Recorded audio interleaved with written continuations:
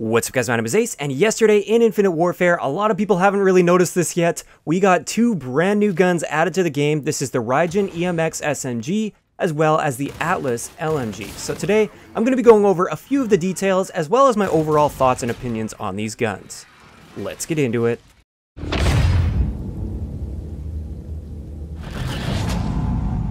Alright guys, so this weapon drop actually came as a little bit of a surprise to me. I've seen these guns in the leak code and everything, they've been there for a while, but I didn't expect them to come right now, like right before the COD World War II beta, and I feel like it's kind of been overshadowed so much. I almost didn't even cover these guns because I've been so busy with World War II stuff.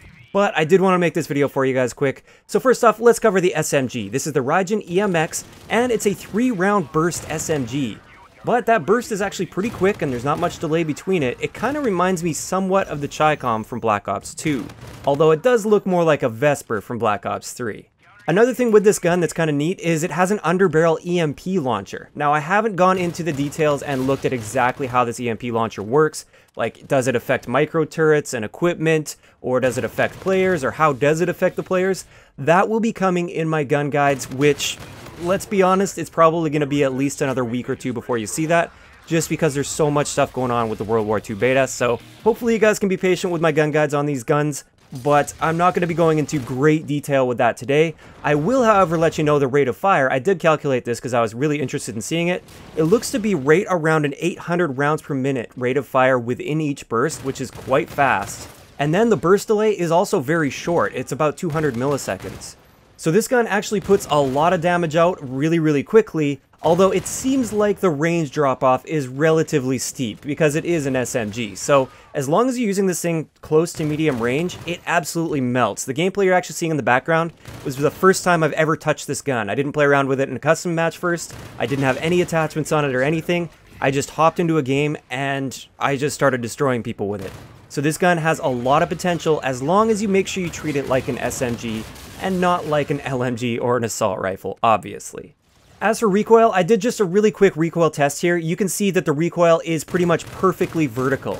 And the thing with it is if you're just constantly spraying, it's really going to be kicking up. It has a really slow recenter speed, so it doesn't come back down and center between your bursts because the bursts fire too quickly. But as long as you control it and you pause a little bit between bursts if you're taking like a longer range shot, then you'll have no problem whatsoever with recoil on this gun. My overall thoughts on this SMG, I'm loving it so far. It felt great, keeping in mind I've only ever played like a couple games with it, so there's still more testing to be done and more gameplay time to be had, but it just felt awesome. I felt like I was just melting people when I had my shot on point. That's the thing with this, it is a burst gun, so if you got really sloppy aim, you might struggle with this a little bit, but if you can get your shots on point, you will just drop people almost instantly. So that's pretty much it for the SMG. Let's move on to the LMG. This is the Atlas, and it's a pretty standard full auto LMG, but it's got quite a high fire rate. And I actually calculated that fire rate to be 725 rounds per minute, which is almost identical to the K-Bar. And I noticed that when I was playing with it actually, is that it kind of felt like a K-Bar as far as the rate of fire went, and also it seems like it's got a good 4-shot kill potential, probably even better than the K-Bar. I'm not too sure on that one. But this is actually a very competitive gun, I would say, with the K-Bar once you start getting some attachments on it, because it is an LMG, so it has that slower handling. You're definitely going to want quick draw on there, but once you start popping some attachments on this, it's got a lot of potential to be very powerful. Now, it's only got a 45 round magazine, which for an LMG is pretty small, but for an assault rifle is pretty big. And also, it does have a ton of vertical recoil if you're trying to keep some sustained fire. Now, having said that, it is quite controllable as well, because again, it's very vertical. It doesn't kick side to side too much. So if you start by aiming low on your target and let it like walk up your target, you'll usually get the kill no problem. Or if you're pulling down slightly on the right analog stick to counteract that recoil a bit, or if you just kind of pepper the trigger, kind of like burst fire it a little bit, you are going to be able to maintain that accuracy out to a somewhat decent range. Just keep in mind this LMG isn't really a long range LMG. It's definitely best suited to those mid sort of ranges.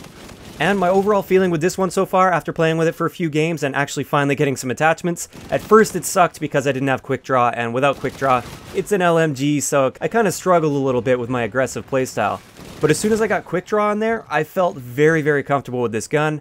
I think you're going to see this gun coming out a lot, and I actually think we might end up seeing a bit of a nerf on this gun in the somewhat near future. We'll see how it goes. Maybe that's just my initial impression, and it's kind of like the honeymoon phase with this gun, and I felt like it was more powerful than it actually is, but it is very powerful. If you like the K-bar, try this gun out. You're probably going to enjoy yourself quite a bit. One more thing I almost forgot to mention with this is it also has an underbarrel launcher, and this one actually launches a smoke grenade. But it's not just any smoke grenade. It's a smoke grenade that kind of behaves like an explosive drone, so it just flies in a straight path.